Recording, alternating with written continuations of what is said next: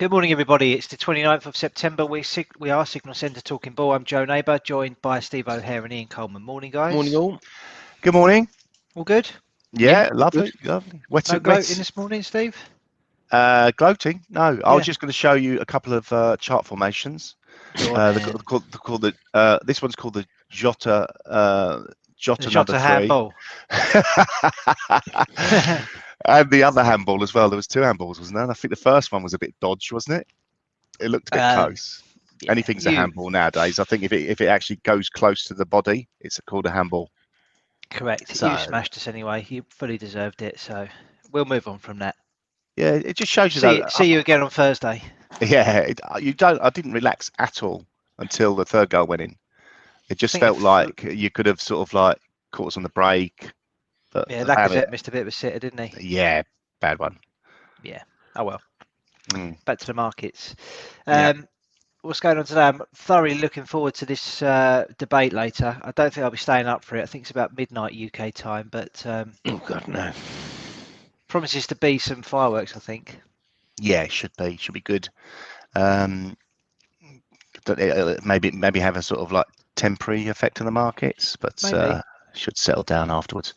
You know, Biden's got plenty of material to go at Trump with, hasn't there?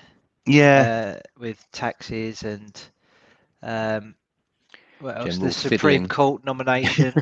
Yeah. How many times is the market for him to say fake news? I don't know. Oh, there's got to be some betting going on there. Anyway, the other big news this morning, unfortunately, is that the death toll has passed 1 million from COVID-19. So there is chat that it could actually be much higher because there's been difficulty in accurately quantifying the cases.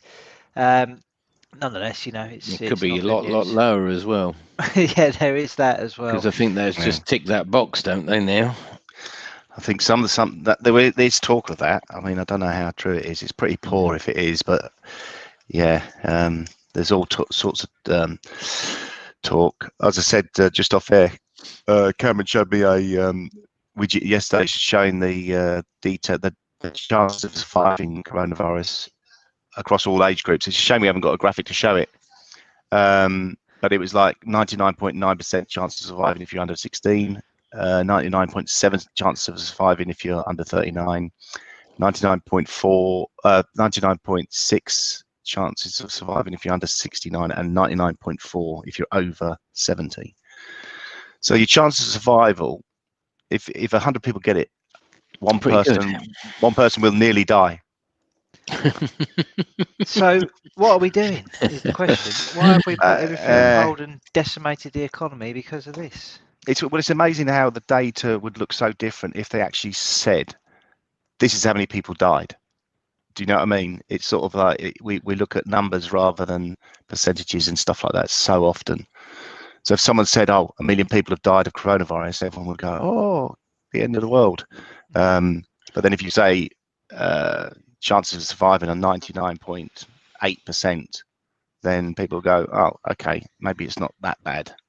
I think when we're all getting tired of the whole thing, we're all obviously searching for alternative theories on these things. I found a video the other day where it was talking about the amount of deaths, and yes, obviously the death toll has been high, but last year we had a pretty low death toll from the flu season. So there was a lot of deaths that didn't happen last year that were expected to happen, and obviously when this flu hit at the start of the year, the death toll was very high because it was just all those excess deaths that didn't happen last year that happened this year instead.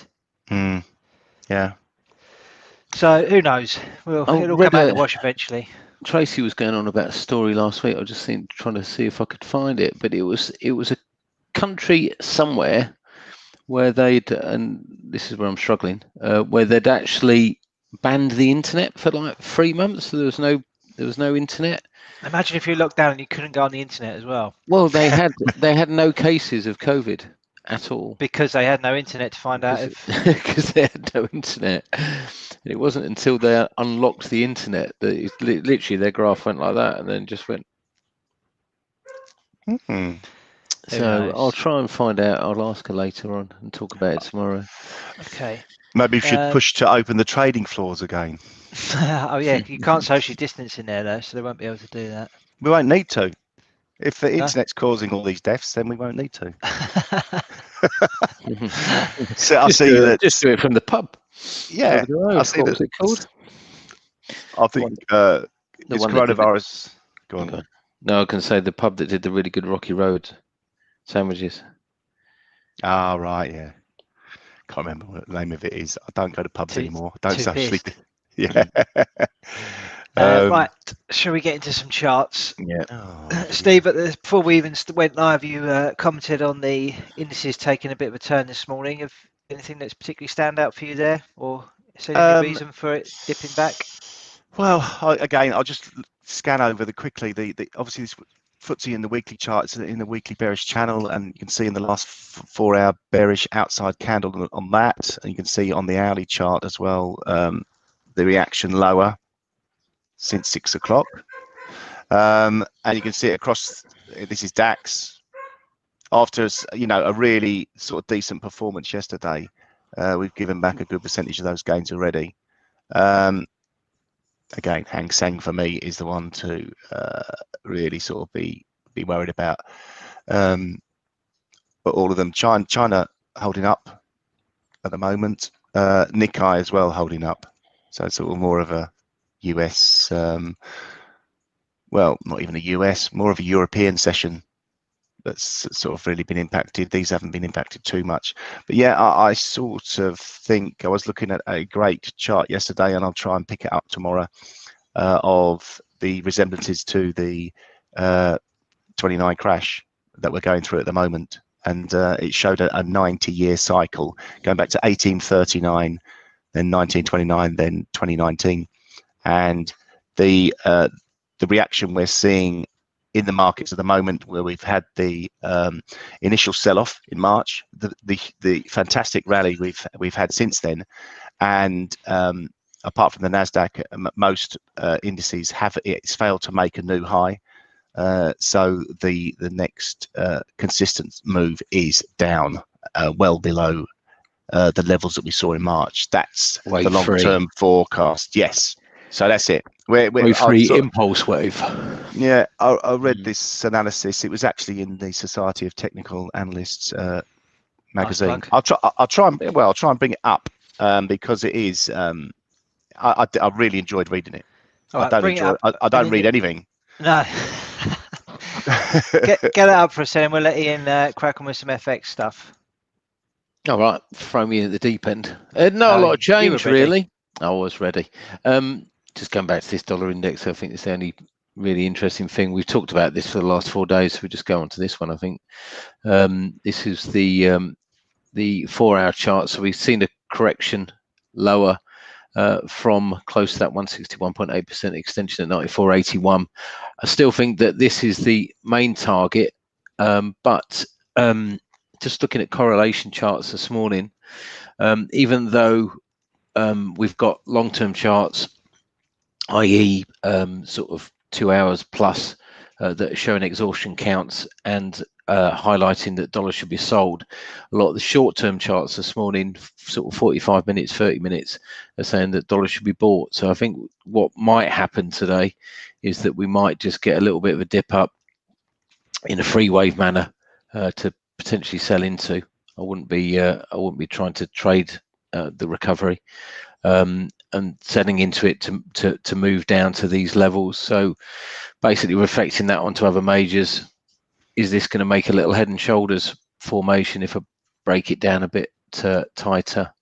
So this will be a neckline with this morning's high, dipping down potentially to make a right shoulder. So left shoulder, head, right shoulder, and then measured move target. Probably won't be a million miles off that reverse trendline resistance, which was the breakout level. Cable, as we said before, just looking at this chart, we've had a decent move to the downside, broke out of that expanding wedge. That's the completion of the fifth wave as far as I can see, and then a choppy move higher. But again, if we go just down to shorter time frames, I wouldn't let this worry me too much. I think it's still dip buying, but it's dip buying lower down. So if we go, and I'm only winging this, I haven't put this on earlier, so probably won't work anyway. So looking for confluence areas basically to the downside is what I would do today to try and buy into dollar dips. So around about here, 127.80, sort of 127.66. Other charts, a bit boring really. Dollar yen, we've broken through this 61.8% extension level, but I think that's probably an expanding wedge, which will have a bias to break to the downside. Dollar CAD, again, this is just some confluence or consolidation, I should say, around about a 161.8% extension level. So I think that's probably going to continue in a channel. Aussie dollar is the favoured one, as we said yesterday.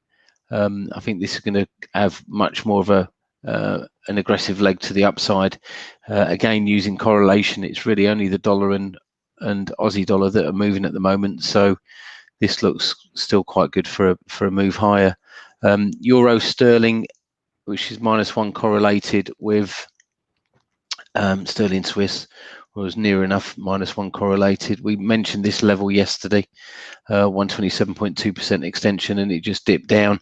I mean, you're going to get mixed and volatile trading in that now. And if we go to sterling Swiss, that was the expanding wedge formation. That was the target level, and we've just surpassed that. And again, I think you're just going to get chopped around in these two sterling crosses today. Apart from that, the other crosses, not really seeing a lot. More choppy price action, I think. Yep. If we take a quick look at some of the metals yesterday, they perked up a little bit. This is the silver chart. So we saw this hammer candle that I think Steve pointed out yesterday when we spoke about that. That seems to have done a decent job. Yesterday we've seen a bit more of a push higher, fairly flat at the minute, but you could argue that we've got some trend support forming here maybe on silver. On gold, we spoke about this triangle pattern which broke down. Looked pretty nasty, but if we look at this previous swing low from back on the 12th of August, we can see that there has been some support found there. Although we've overshot it a little bit, we've got some sort of doji or hammer candles forming here. Yesterday on the daily chart, we actually posted a bullish outside candle, so we made a low below the low of the day previous and closed above the high of the day previous as well.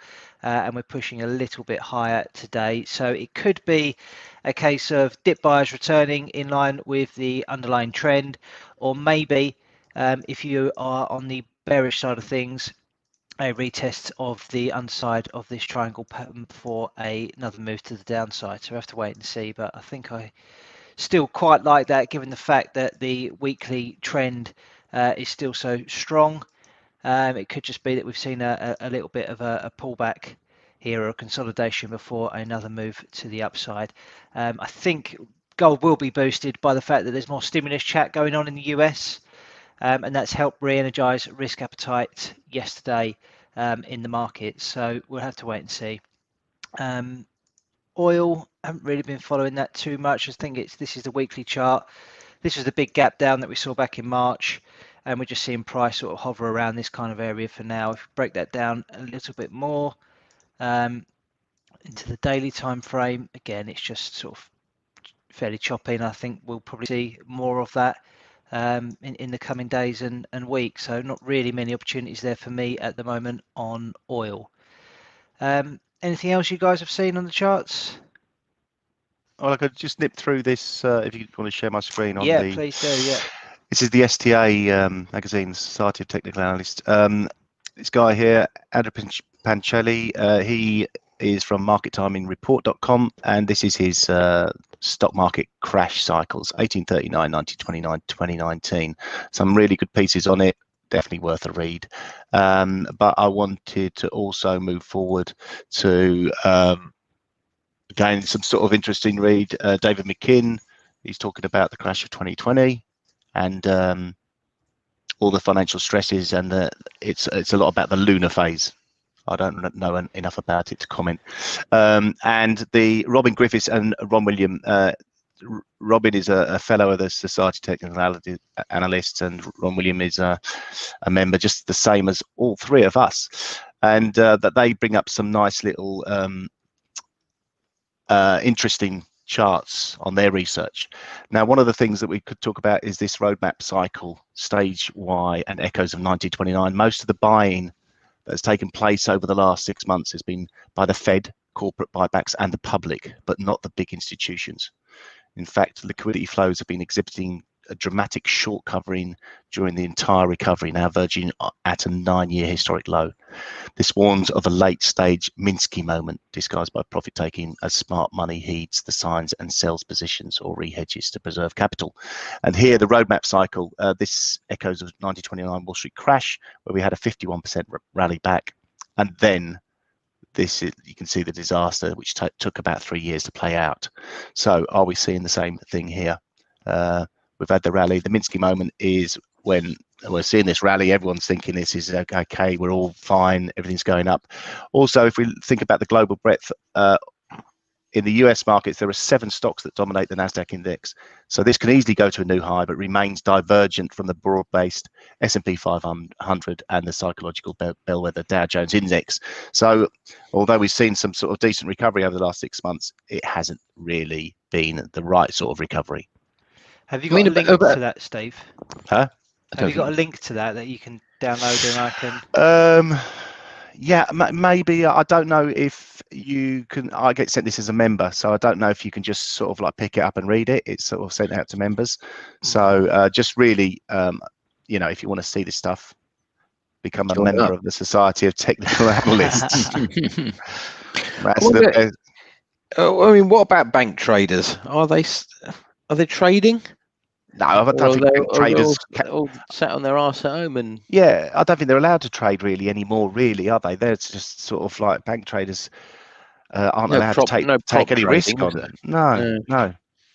So it is just sort of like they've just got to manage investments, I suppose, and be quite neutral. Can't really have a view. That's what I understand anyway.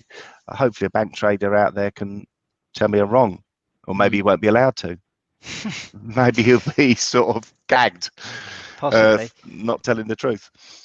Ian, just one for you quickly. Steve touched upon the moon phases. You can actually get the moon phases on TradingView now. Look at that. Wow. What's it called? It's called moon phases on the indicators. Jesus. Wow. That's the next 24 hours of my life. There you go. There's other stuff. Moon cycles. Wicked. Yeah. It's all there, guys. Brilliant. We've got on Lunar. Love it. Anything Love on it. There? Lunatics we've got. Lunatics, three of them. Okay, so let's have a quick look at the guns to the head stuff yesterday, shall we? No, I refuse to look. I sold gold, so I got my ass kicked. Yeah, that had a little bit of a pump in the other direction, didn't it? So we had a short on gold, which, as Steve said, was stopped out. Ian, you had a long on Aussie dollar, which was 1.13R to the good at the 9 o'clock close. Yeah, I was going to say 10 o'clock it rallied. Sorry, the 9 o'clock cut off, mate. And Bitcoin was 0.16R to the good at 9 p.m. before that actually dumped. So at 10 o'clock, I'd have been stopped out of that. So let's just keep it to 9 o'clock, shall we? Yeah. Overall, we made a little bit of money yesterday, so ticking along in the right direction. Which one of you is going to go first today? Stevie. I'll go first then. There you go. I don't know which indice to sell because I've got to do something bearish after that. What's the moon phase saying? I'm just putting them up. I'll let you know in a sec. I'll have to read up a bit about the moon phase before I start to stick them on the chart, Steve. Just stick them on there. What, on the hourly chart? What, you get an hourly moon phase as well, do you? In the weeklies, that's called a blue moon. Indicator. Oh, I don't even want to type it. I feel like you lunatic. I'm doing it. Moon cycles. Moon cycles. Moon phases. Moon phases is better. It's like there's a new moon every month. What's all that about? Yeah. Okay, I'm not going to say what a load of rubbish, but I don't know enough about it, so I'm not going to comment. I want to sell DAX. I don't know why. Don't ask me why, but I looked at it just before we came on air, and it's already dropped 50 points from where I was thinking. Do you know what? It only works. Does it work? Does it work, Keith? When you get a half crescent cycle with a crab cycle, it works every time. Get out of it. Honestly, I'm getting loads of half moons all over the place, right at the bottom. That's like a Jaffa Cake advert. Half moon, full moon, total eclipse. Right, I'm going to sell this. I'm going to have a stop at 128.20, 127.41. I think it's trading. And I'm going to target a move to 12,501. 3-to-1 risk reward, getting short here. Stop at 12,821, targeting 12,501 DAX. Boom. German 30. Good luck. Ian, what you got? Moon cycles, man. Look at this. Look.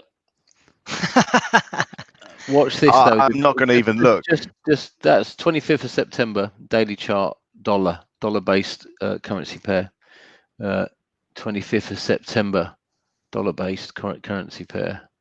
25th of September, dollar-based currency pair. 25th of September, dollar-based currency pair. 25th of September, dollar-based currency pair. But they will listen. 25th of September. Look, every single one you get a half moon, and the you have to backtest that through all the moon cycles of all time, though. No, because I sold dollars on the 25th of September, so I'm leaving those on. Oh, thank you, darling.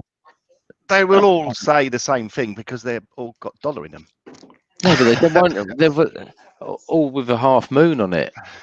Oh, what's a half moon mean? Do we even know? I don't know. I don't even know if that is a half moon. It might be a quarter moon anyway. I better just. I'm getting given pills and all sorts now. It used to be cakes. Remember the days when she heard you talking about moon cycles, so she's giving you drugs to try and stop it. Yeah, that's why she's run away.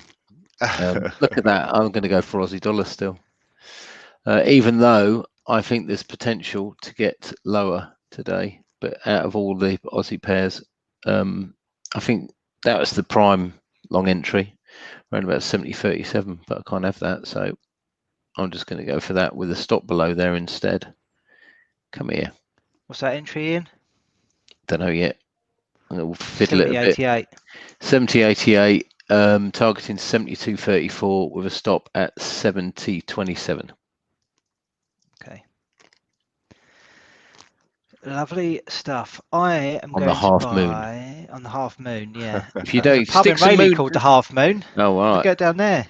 Defo. I'm looking at gold. This is the daily chart. Not too sure what to think about it on the daily time frame, based on the fact that we've got this triangle which it broke out of. But looking at it now, we've got support here at around about 1862. We saw this bullish outside candle form yesterday. A little bit undecided about what it wants to do so far this morning. But if I look at the hourly chart, I did see a small little double bottom, which is broken out from. We've got a target on that of 1900. Not good enough from a risk reward perspective for me at the moment, so I'm going to look for the 161.8% extension of that double bottom pattern, which comes up at 1914. So buy now at 1881, stop loss at 1872, targeting 1914. So that is my trade of the day today, buying gold. Lovely. So to be in it to win it. You do indeed. Just to recap on those quickly. Hey, bastard. There we go. So, Steve, you're selling the DAX. Ian, you're buying Aussie dollar, and I'm buying gold. There's all the details. I'll stick them up in the blog post after this. Anything else to touch upon, guys? We've got some data out today to be aware of. We've got Eurozone consumer confidence at 10 a.m. That's the first big data point. We've then got German CPI at 1 p.m. And then we've got US trade goods balance at 1:30, and then we have a fairly big number in the US consumer confidence figure at 3 p.m. The index is expected to fall to 83 from 90 previously. Aside from those main data points, we do have further Brexit talks taking place in Brussels. The two sides are reportedly still quite far apart. And then around about midnight tonight, I believe UK time, or 7 p.m. Eastern time in the States, we have Fireworks. the first televised debate between Donald Trump and Joe Biden, which is likely to be a lively one. So, Is there central bank meetings today? I've got on here Feds Williams speaking, and then Governor Bailey speaking from the B of E, then Feds Clarida, Feds Williams, Feds something else. Loads of speakers. very From possibly then. I haven't three- seen that. 3 o'clock Yeah. onwards. Bailey's at 3. Bank of Bailey's at England. 3. Okay. Clarida at 4:40. Yeah, and, So and it's after that, it's only US and Sterling and UK, isn't it? But Okay, so it's we not. have It's not. some It's not a G7, but potential No. commentary that'll be coming out from those a bit later on today as well. Mm. Then. yeah. Yep. Cool. All right, great. Well, good episode, guys. Let's wrap it up there and catch you all tomorrow. cheers. Indeed. See ya. Enjoy. Bye. Cheers. Bye.